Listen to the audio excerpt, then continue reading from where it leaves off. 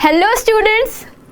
तो आप सभी को पता है कल के दिन होली है और होली बहुत ही स्पेशल डे है। होली के दिन सभी लोग बहुत ही खुश रहते हैं, ट्राई करते हैं कि यार जितना कलर हो सके सबको लगा सके। तो भाई सबको बहुत सारी स्टोरीज पता होगी होली की कि होली क्यों मनाई जाती है। हम जब छोटे थे हमारे सारे टीचर हमें एक बहुत ही बेहतरीन सी कहानी डिलीवर करते थे होलिका के दहन से रिलेटेड। ये होलिका कौन है, इसका दहन क्या है, ये सारी चीज़ें मैं आपको बताना चाहती हूँ। सेम उस परंपरा को आगे रखते हुए जैसे मेरे टीचर्स ने मुझे कहानियाँ सुनाई थी, मैं चाहती हूँ ये कहानी आप लोगों तक भी पहुँचे। होलिका की अगर बात की जाए, वैसे तो आपको पता है भक्ति में ही शक्ति है, ये बात आपने कई बार सुना होगा।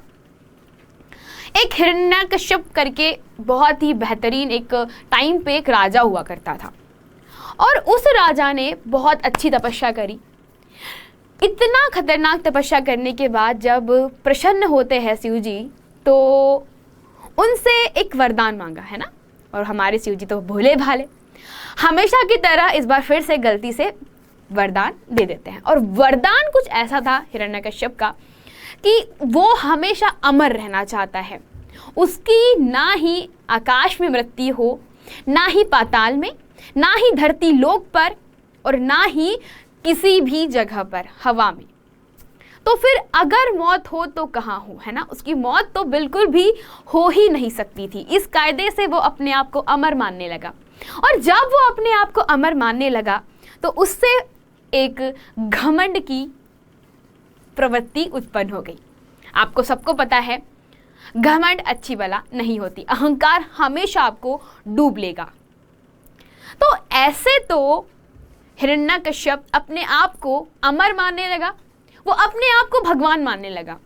तो भगवान मानने लगा तो आप खुद जानते हो जब कोई व्यक्ति बहुत अहंकारी हो जाता है, तो जब उसके सामने कोई दूसरा व्यक्ति किसी और की प्रेयर कर रहा हो या किसी और के गुणगान गा रहा हो तो उसे उस टाइम बहुत बहुत बहुत तकलीफ होती है, उसे अच्छा नहीं लगता। पर उनके ही घर में एक बालक ने जन्म लिया, प्रहलाद। वैसे तो प्रहलाद बहुत ही शांत स्वभाव का लड़का था, पर उसे हमेशा नारायण की भक्ति सुझती थी। नारायण यानी कि विष्णु जी की भक्ति करना उसे बहुत अच्छा लगता था। उसका कहना था हर कण में भगवान है, इस दीवार में भगवान है, उस पिलर में भगवान है, इस वायु में देवता है, हर जगह देवता है। और हिरण्यकश्यप के इसी अहंकार के कारण जब प्रहलाद को लगने लगा कि प्रहलाद बहुत ज़्यादा नारायण के गुणगान गाने लगता है तो उन्हें यह चीज़ बिल्कुल अच्छी नहीं लगती। तो उन्होंने क्या किया, अपनी बहन होलिका से मदद मांगी। अब होलिका को भी एक बहुत बेहतरीन सा वरदान प्राप्त था, और वो वरदान था कि होलिका कभी भी आग में नहीं जल सकती। उसे एक प्रकार का वस्त्र प्रदान किया गया था जो कि कभी भी आग में नहीं जलता था। तो जब अपने पिताजी है ना, प्रहलाद के जो पिताजी है, उन्होंने अपनी बहन को ये कहानी बताई कि प्रहलाद बहुत ज़्यादा नारायण नारायण करता है और ये मुझे बिल्कुल नहीं पसंद। तब होलिका ने कहा कि चलो मैं इसे खत्म कर देती हूँ। ये बच्चों अहंकार आपको विनाश की तरफ लेकर जाता है, और ये बात हमेशा याद रखिएगा, विनाश काले विपरीत बुद्धि। होलिका ने अपने दिए हुए वस्त्र पहने, लकड़ियों के ढेर पर जाकर के प्रहलाद को गोदी में लेकर के बैठ गई। प्रहलाद भक्ति भावना के साथ में, उसे किसी चीज़ का डर नहीं था।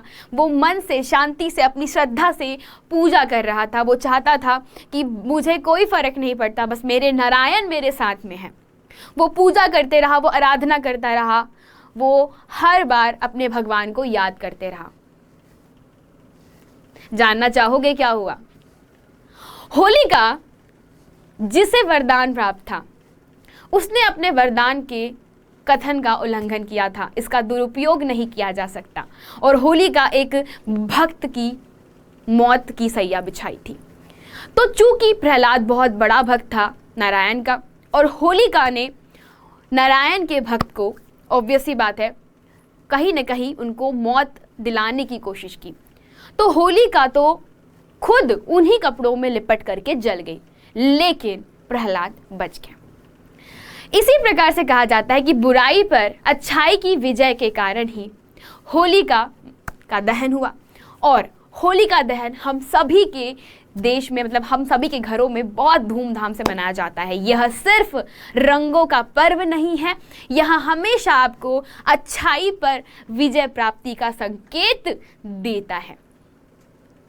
तो बच्चों, आपको कैसी लगी ये कहानी और आप लोगों के यहाँ पर कौन सी कहानी होलिका से रिलेटेड प्रचलित है, कमेंट सेक्शन में ज़रूर बताइए। एंड सभी बच्चों को हैप्पी होली।